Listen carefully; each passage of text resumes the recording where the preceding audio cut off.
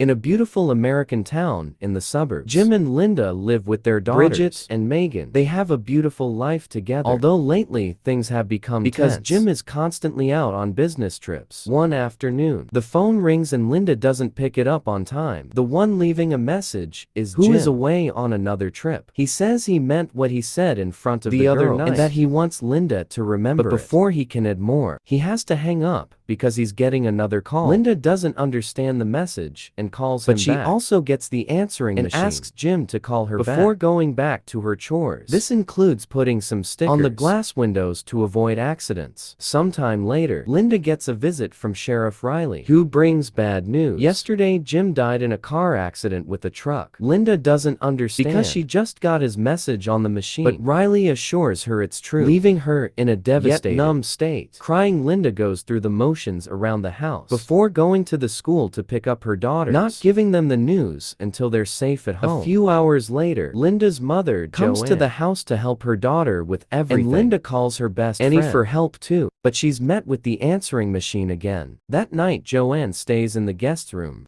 but Linda falls asleep on the couch, clinging to a wedding picture.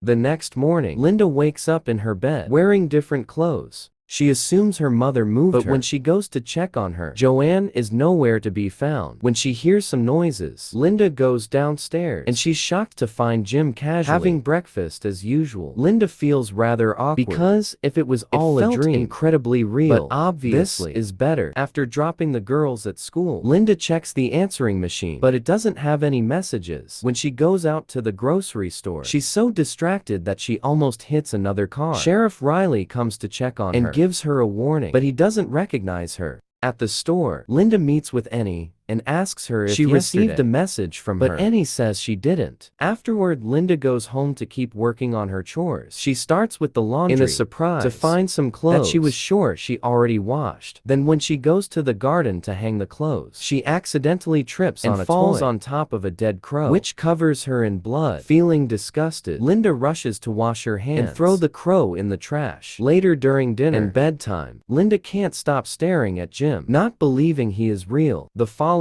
morning, Linda wakes up alone in bed, wearing Jim's shirt. She discovers many details that confuse her. There's a bottle of wine on her night table. All the mirrors around the house are covered with blankets, and there's a bottle of medicine in the kitchen sink. To make matters worse, when she goes downstairs, she discovers Joanne are handling Jim's funeral. Linda freaks out because she swears there's something wrong, and nobody understands when she says Jim is alive. So she ignores her friend's worry and goes looking for their daughters. The girls are in the garden, and when Linda checks on them, she's disturbed to discover Bridget has her face covered with scars. Although Megan still thinks she's the most beautiful princess, Bridget wants to know what it was like when Jim died, and when Linda answers she doesn't know because she wasn't there. Bridget wonders how they can know he's dead. Then later, when the hearse arrives at the graveyard, Linda demands to be allowed to look at the body. The funeral workers don't want to open the coffin because Jim got hurt badly in the accident, and Linda begins arguing with them because it's her right to see. The employees get nervous and accidentally drop the coffin, causing Jim's head to roll out and Linda to break down.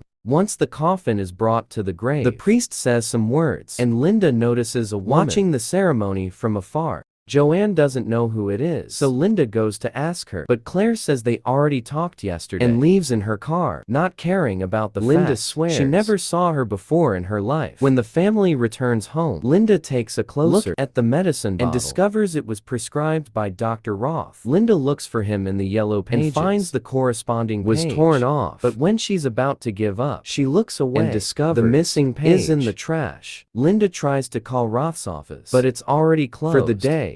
In the evening, the family receives a weird visit. Linda doesn't recognize him, but this is Doctor, who is here with Riley to take Linda away. Under the suspicion she hurt Bridget on purpose, Joanne begs her daughter to explain how got those scares, but Joanne doesn't remember and begins freaking out. At the accusation, a bunch of nurses grab her by force and take her away in an ambulance. Moments later, at the hospital, Linda is left tied to a bench, and she gets to overhear telling Riley that Linda came to see him on Wednesday, and she already knew her husband would die. This makes Riley think Jim's death may not have been an accident after all. Afterward, Roth puts Linda to sleep with an injection, ignoring her pleas for mercy. The next morning, Linda wakes up in her house again, Noises from the bathroom indicate Jim's back, and Linda rushes to cling to him under the shower, not caring if she gets wet too. When the girls wake up, Linda discovers the scars are gone and calls them her beautiful princesses. Sometime later, she feels a weird smell coming from the trash can and discovers the dead crow is still there, decomposing as if weeks had passed. This makes her nervous, so she rushes inside to find the page with Roth's number, only to find still it inside the book. Moments later, Linda goes to see Roth, who doesn't recognize her. She tells him all about the visions she's been having, and after he checks for any possible mental illness, Roth prescribes the same medicine Linda has seen on her sink. Afterward, she goes to Jim at his office to ask him why he doesn't spend time at home. She wants to go with him and to have a talk with her husband, but Jim has a meeting to attend. At that moment, Claire shows up and introduces herself to Linda as if she didn't know her. Then she takes Jim to the meeting. Watching them together makes Linda realize Jim is cheating on her. Later, at home, Linda decides to throw the medicine in the sink. Suddenly a storm hits the area, and Linda asks her daughter to help bring the laundry inside. Bridget runs without paying attention and ends up crashing against the glass window, getting her whole body hurt. Linda immediately takes Bridget to the hospital and is shortly joined by Jim, who promises everything is going to be fine. In the evening, Bridget is allowed to go home. She's healthy, but her face is full of scars. Linda covers all the mirrors of the house so Bridget can't see herself, and tells both of her daughters they're beautiful princesses. Afterward, goes to check on Jim, who is in a bad mood. He wonders why Linda didn't put the stickers on the windows like she promised, and Linda explains that she thought she did. Jim doesn't believe, and she invites Joanne to stay a few days to help Linda, implying she's been acting crazy. Linda begins crying and swears she's a good mom, but she's ignored.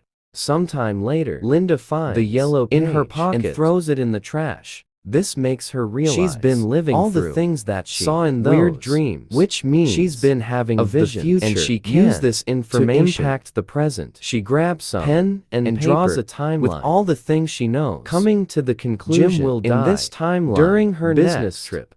This prompts Linda to ask Jim on that trip, but Jim disagrees, pointing out that their relationship needs some space. The next morning, Linda wakes up on the couch, and Joanne is still around the house. Linda finds the timeline she made and adds more information, realizing Claire is contradicting point she needs to clarify. After leaving the girls with Joanne, Linda goes to see Claire and confirms that she was having an affair with Jim. Then she goes to see Annie to share how upset she's about the whole deal, but she also wonders if it was a good thing that the accident happened because Jim's affair could have destroyed the family. A few hours later, Linda goes to the bank to confirm the mortgage and her daughter's education have been taken care of. Jim also left an annuity. To her surprise, the banker says Jim was here before he left on the trip, looking very nervous and wanting to be sure his family would be fine without him. Next, Linda goes to local lake for a moment of peace, and a man that nearby tells her the perfect place to move to when need to start. Lastly, she goes to make the arrangements for Jim's funeral. In the evening, Linda goes to bed with wine and Jim's shirt. When Joanne checks on her, Linda asks if letting Jim die is the same killing him, but Joanne doesn't understand the question. The next morning, Linda wakes up with Jim and him to spend the day the girls in the park. Meanwhile, she goes to Father Kennedy to share her situation. Kennedy tells her about many cases of unexplained phenomena in history and how they were seen as dangerous because they came from people who lost their faith and were desperate. In Kennedy's opinion, Linda needs to concentrate on what's important in her life and fight for it, but Linda doesn't know what she's fighting for. Next, Linda goes to mile 220 where Jim's accident is supposed to happen. All the visions she's been having rush to her mind and distract her to the point she doesn't see a car coming, but luckily she moves away just in time.